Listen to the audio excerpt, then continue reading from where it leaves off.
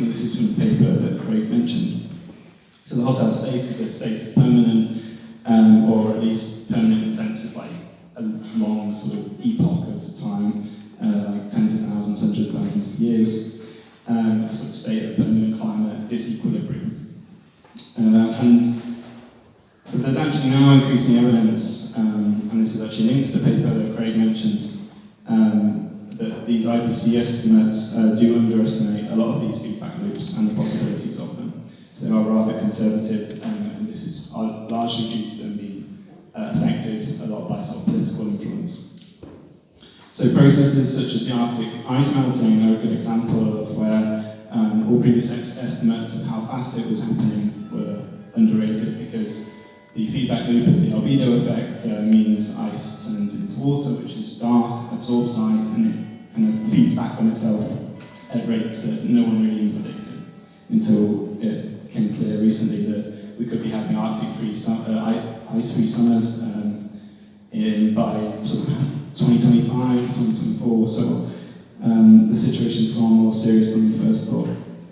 Furthermore, due to locked-in warming from already emitted greenhouse gases, and along with the future concern of global dimming, which is where you sort of suck out the greenhouse gases, the greenhouse gases as you emit less, you now allow the sun's rays to go through the earth more.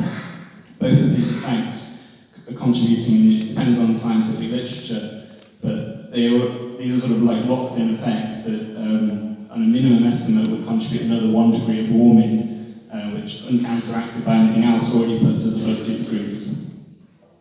So at such average temperature increases, human existence, as we've heard, becomes basically impossible or massively difficult. Mass starvations, extreme weather events, and other apocalyptic realities emerge. And all of this is ignoring the fact that the ecological apocalypse of that we are now experiencing species extinction at rates comparable to that when the meteor that wiped out the dinosaurs. But in this case, the meteor is us.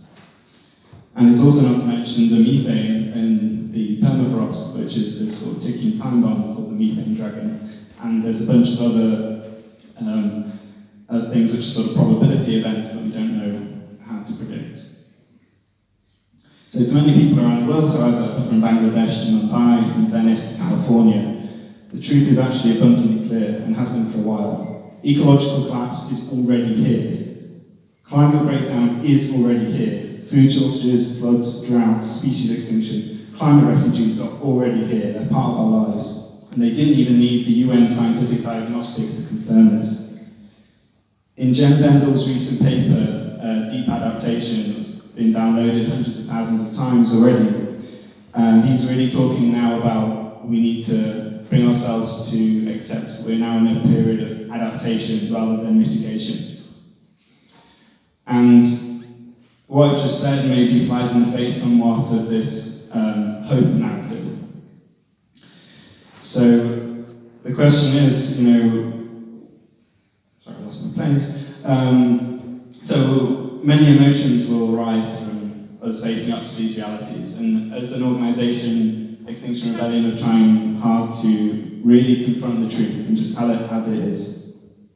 So the kind of facing the truth obviously brings up a bunch of emotions: grief, anger, futility, shock, anxiety, skepticism maybe, and the different forms of denial.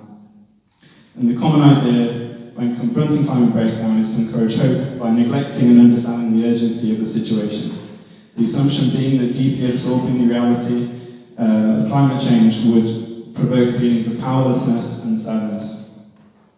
But as Greta Thunberg said at Davos, we don't want you to be hopeful, we want you to panic. In deciding how to respond to climate breakdown, we suggest people consider how they will react in the future when food shortages hit, or when cities start disappearing. And act now in commensurate ways to the high likelihood of these realities. So what would that kind of action look like? Our response needs to acknowledge that what we need is unprecedented, rapid, fundamental change. Market mechanisms just won't do it. We've known that for a long time. Even the Stern report in 2007 said that. Learning from research on the history of social change, the model of action that presents itself as most promising is that of non-violent civil resistance. The first component of this, non-violence, is crucial in making a movement accessible to everyone and attract sympathy from the public and media. Furthermore, the history of civil resistance suggests that non-violent social movements lead to less violent future societies, driven more by cooperation and sharing rather than competition and greed. The second component, civil disobedience, is necessary to cause the kind of disruption to the powerful that is needed to get us into the room as quickly as possible and start negotiating with the powerful, and bring attention to the fact that the current system is leading us to extinction. So for 2 weeks, starting on the 15th of April, Extinction Rebellion are putting this theory of change into action, with people all over the world descending upon capital cities and taking non-violent action from a place of protection and love in active rebellion against the current system.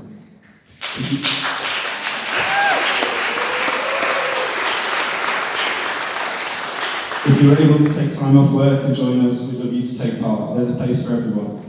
Whether you like music, you're good at first aid, or whatever you want to do. They've just launched the skater revolution, a bunch of other stuff. It's going to be great. If you want to come from Liverpool, there's a cheap bus going on the 14th. And there's also a bunch of us that are going to walk, join part of the March of the Planet. So some people have been walking from Land's End to London over the last few weeks, reaching London on the 14th.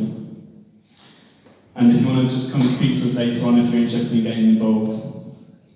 So the situation we are in demands that we come together. It demands that we remember how we are not separate from the natural world. It demands that we re-evaluate what's truly important to us personally and as a society. Luckily for us, realising what our true priorities are can feel amazing. Being more connected to the natural world can feel amazing, and coming together can feel amazing. And perhaps there's some hope in that.